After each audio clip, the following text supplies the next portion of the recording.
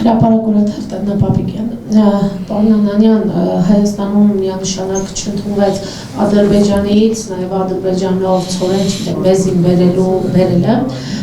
մարդիկ անգամ բոյկոտում են եւ այլն, ձեր իշխանության գալու պարագայում դուք ինչպես եք պատկերացնում այս Ադրբեջանի հետ առևտուր կանեք արդյոք մեր հակառակորդ երկրի հետ թե ոչ եւ ձեր ծրագրից 7-րդ կետը կարծեմ դրամի թվայնացումը խոսքը պետական ամբողջ գնումների մասին է դուք այդպես եք պատկերացնում որ գնումներ ամբողջ պետական ապարատի պետք է լինի թվային լինի եւ սա արդյոք այդ թվայնացումը իրենից երկար ինչ-որ process դրան անցնելը երկար process չի ենթադրում պարոնանեն շնորհակալություն միշտ հիշենք որ տրանսպորտային փոխադրումների դիվերսիֆիկացիան ցանկացած երկրի համար բնականաբար ինքը օգուտ է բայց ձեր հարցը ունի երկու կոմպոնենտ ունի տնտեսական եւ քաղաքական առաջինը տնտեսականը նրանում է որ եթե դու այլընտրանքներ ես ստեղծում տարբեր երկրներից ուզում ես դիվերսիֆիկացված ներմուծումներ ունենալ ապա դու պետք է գնահատես թե քո ներմուծումները որ երկրից ես բերում ունենալով մտքումդ որ Եթե դու օրինակ մենք խոսեցինք չէ մեր ռազմավարության ներկայացման շրջանակներում որ ներմուծող երկիրը ըստ էության ֆինանսավորում է այդ երկրի հնան եւ նրա տնտեսությունը մենք պետք է գնահատենք մենք տնտեսական բաղադրիչը դրանում է մենք արդյոք ուզում ենք օրինակ Ադրբեջանի հնան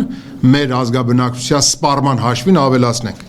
մեր կարծիքով ոչ չենք ուզում Հետևաբար այլընտրանքներ փնտրելու ճանապարհին Ադրբեջանը առաջնային այլընտրանքը չի իմ կարծիքով երկրորդը քաղաքական առումով երբ որ դու դեռ ունես չլուծված բազմաթիվ խնդիրներ երբ որ դու միջազգային ատյաններում ունես հայցեր ներկայացված եւ այդ հայցերը մեր կարծիքով պետք է ավելացնես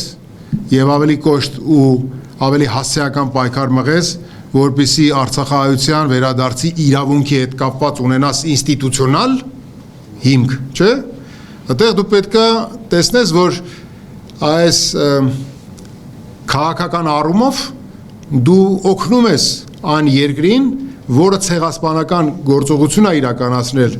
մեր հայրենակիցների նկատմամբ, դու թույլատրում ես, որ ինքը ըստ էության իր այդ վարքագծով ինչ որ այլընտրանքային պատկեր ստանա հստեղծի այսինքն փակի չէ ու բարեգործի բան ձեռք բերի ամբողջ աշխարհով ել ինչ եք ուզում տեսեք բենզին են մատակարարում տեսեք ծորեն իրաց տարածքով է գալիս այսինքն այս վարքագծային դրսևորումը ինքը քողարկում է ըստ էության այն ոճիրը որը իրագործվել է մեր ազգաբնակչության եւ մեր հայրենակիցների նկատմամբ բայց ելի խնդրում եմ ժողովուրդ ջան եկեք տնտեսական հարցերով թվային դրամը, տեսեք, թվային նախ չենք ասում դրամի թվայնացում, ասում ենք թվային դրամ, դրա մեջ տարբերություն կա։ Թվային դրամը դա երրորդն է, կանխիկ, անկախիկ եւ թվային դրամ։ Թվային դրամը ասում ենք, որ աստիճանաբար ամբողջ գնումների համակարգը գնալու է։ Ինչպես ենք մենք դա պատկերացնում։ Թվային դրամի կոնցեպտը իրագործվելու է էլի կարճաժամկետ, երկարաժամկետ, միջնաժամկետ, կարճաժամկետ հեռանկարներով։ Կոնցեպտը երբ որ ազդարարվում է, ինքը նաեւ սկսում է ռեեստրից